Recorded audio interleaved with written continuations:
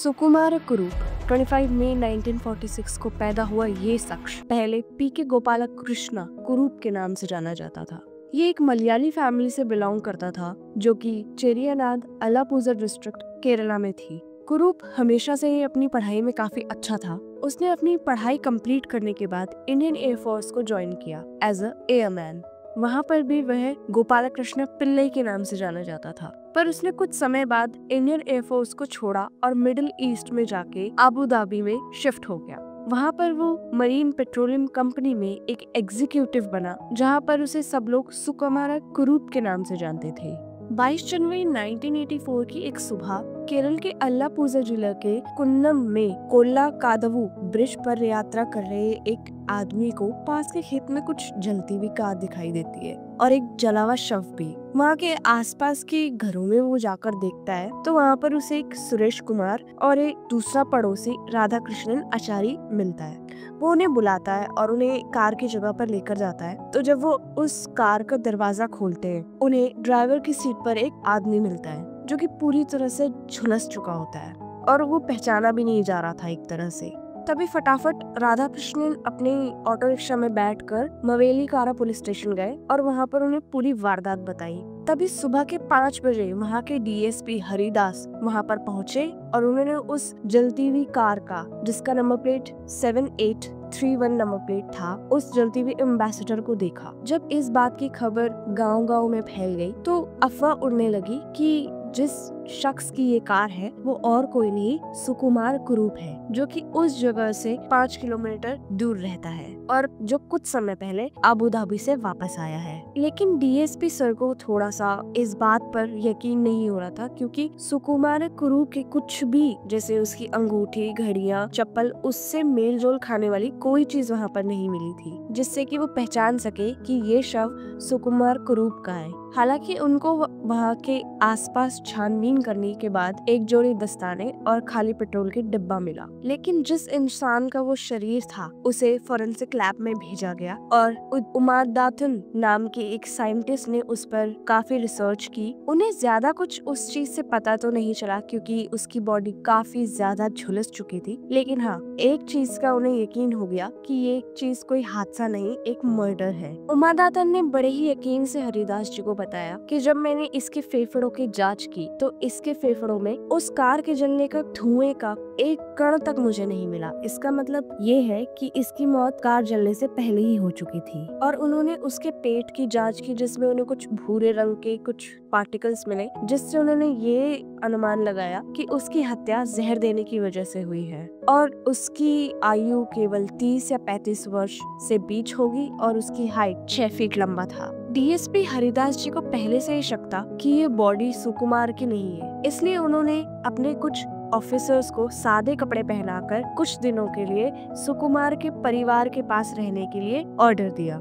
जिससे उन्हें पता चला कि सुकुमार के घर में कोई शोक वोक नहीं मनाया जा रहा, बल्कि वहाँ पर खाने के लिए कुछ चिकन करी ऐसे व्यंजन पकाए जा रहे हैं, जो कि काफी शॉकिंग है। तभी हरिदास जी कुछ दिनों बाद कुरूप के बहनोई भास्कर पिल्लई को बुलाते हैं और उनसे कुछ पूछताछ करना चाहते थे, क्योंकि उसके बहनोई को लगता था कि सुकुमार की हत्या के पीछे उसके अबू धाबी के कुछ दुश्मनों की है। बट इस बार ये पूरा पासा भास्कर पिल्लई के ऊपर ही पलट गया, क्योंकि उस टाइम पर उसने पूरी शर्ट पहनी हुई थी और केरल में पूरी शर्ट पहनना आम बात नहीं थी। हरिदास जी ने पिल्लई से अपने कॉलर्स को ऊपर करने को कहा, तब उन्होंने उसके हाथों पर जलने के निशान देखे। तभी डीएसपी साहब ने पिल्लई पर दबाव बनाकर उससे पूछा कि क्या बात है। तब जाकर भास्कर पिल्लई ने हामी भरी कि उसकी हत्या मैंने ही की है, क्योंकि उन्होंने मुझसे पैसे लिए थे और कहा था कि मैं विदेश में तुम्हारी नौकरी दिलवा दूंगा, पर ऐसा उन्होंने कुछ नहीं किया। इसी गुस्से में आकर मैंने उसकी हत्या कर दी। पर उसके कुछ टाइम बाद जाकर ही कुरूप के कुछ रिश्तेदारों ने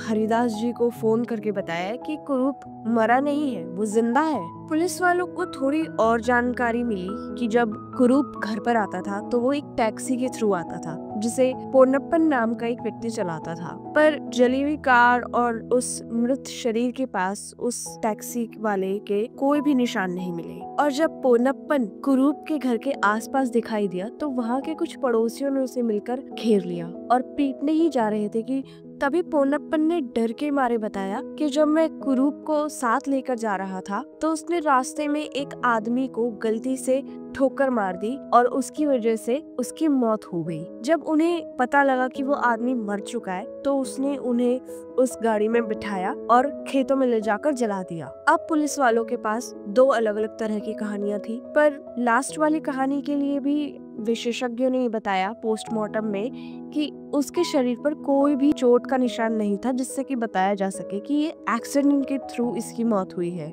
पुलिस के पास जब इतनी सारी कहानियां आ ही चुकी थी तो उन्होंने फिर से भास्कर पिल्लई को अपनी हिरासत में लिया और इस बार उस पर इतना दबाव बनाया कि उसने पूरी की पूरी सच्चाई ही उनके सामने उगल दी। 6 जनवरी 1984 को जब कुरूप अबू धाबी से छुट्टी से आया तो उसके साथ चावकड़ का साहू नाम का एक आदमी था। तभी पिल्लई, पोनप्पन, कुरूप और साहू ये चारों लोग एक साथ थे। तभी कुरूप ने इन बाकी 3 लोगों को अपनी स्ट्रैटेजी के बारे में बताया, जिसमें उसने एक 50 लाख की पॉलिसी के बारे में उन्हें बताया कि अगर दुर्घटना में किसी की मौत हो जाए तो वो 50 लाख उसे मिल जाएंगे। ऐसी घटना जर्मनी में भी पहले हो चुकी थी। इसी का आइडिया लेकर कुरूप अबू धाबी से इंडिया वापस आया था। स्टार्टिंग में उन चारों ने सोचा कुरूप की हाइट का ही एक मरा हुआ आदमी वो लोग अरेंज करेंगे और उसके ही थ्रू वो 50 लाख रुपए अपने अकाउंट में डलवा लेंगे। जब उन्होंने ये सारा प्लान एग्जीक्यूट किया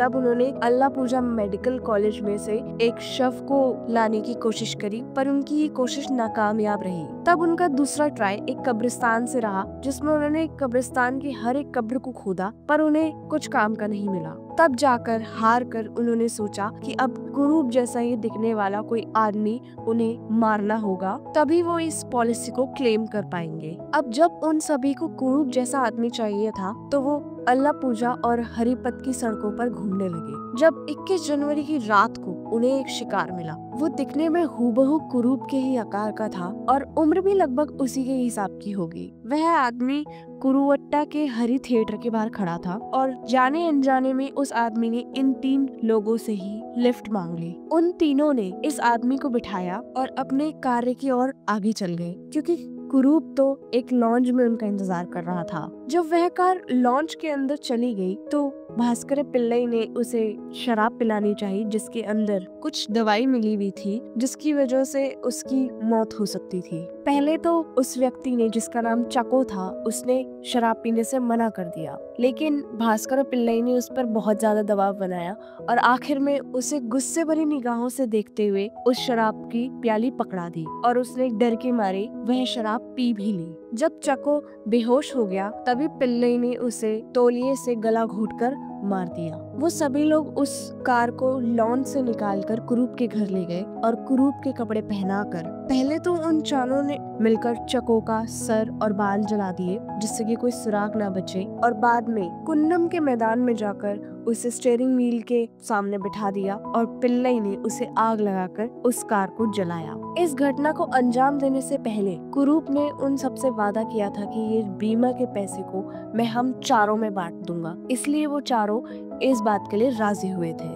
अब चको की पहचान भी इस वजह से हो पाई जब 27 जनवरी 1984 को हरिदास जी की मुलाकात श्री कुमार से अचानक हुई, जो अपने चको की गुमशुदगी की तलाश रिपोर्ट लिखवाने आए थे। उन्होंने बताया कि उनके परिवार में कोई भी ज्यादा दिक्कत नहीं थी, क्योंकि चको अपने काम के सिलसिले में हमेशा बाहर ही रहा करता था, कई दिनों तक दूर रहता था। तभी पुलिस वालों ने दोबारा चको के शरीर को बाहर निकाला 1 फरवरी को और दोबारा उसका पोस्टमार्टम करवाया। उन्होंने सुपर इम्पोजिशन नामक एक टेक्निक उस पर अपनाई, जिसकी वजह से उन्हें पता चला कि शव चको का था। पुलिस का ये भी कहना था कि अदालत में पिल्लई और पोनप्पन को दोषी माना गया, लेकिन उनकी पत्नियां भी इस अपराध में शामिल थी, तो उन्हें भी तीसरा और चौथा अपराधी माना गया। कुरूप तो हत्या के दिन के बाद से ही फरार था, लेकिन पुलिस भी उसे पकड़ नहीं पाई, जिस वजह से 1990 में कुरूप को फरार घोषित कर दिया गया और आज तक पुलिस उसे न तो ढूंढ पाई है और न ही उसके बारे में कुछ अता पता है। कई लोगों का कहना तो ये भी है कि अब तक तो वो जिंदा भी नहीं होगा। लोगों ने कई मनगढ़ंत कहानियां बनाई कि उसने इस्लाम को अपना लिया, उसने खुद को कहीं पे कैद कर लिया, पर किसी को इसकी सच्चाई के बारे में कोई खोज खबर नहीं है। चको का परिवार आज भी चको के लिए आंसू बहाता है, क्योंकि उसमें चको की कोई गलती भी नहीं थी और वह बिना किसी वजह के उन 4 दरिंदों का शिकार बन गया।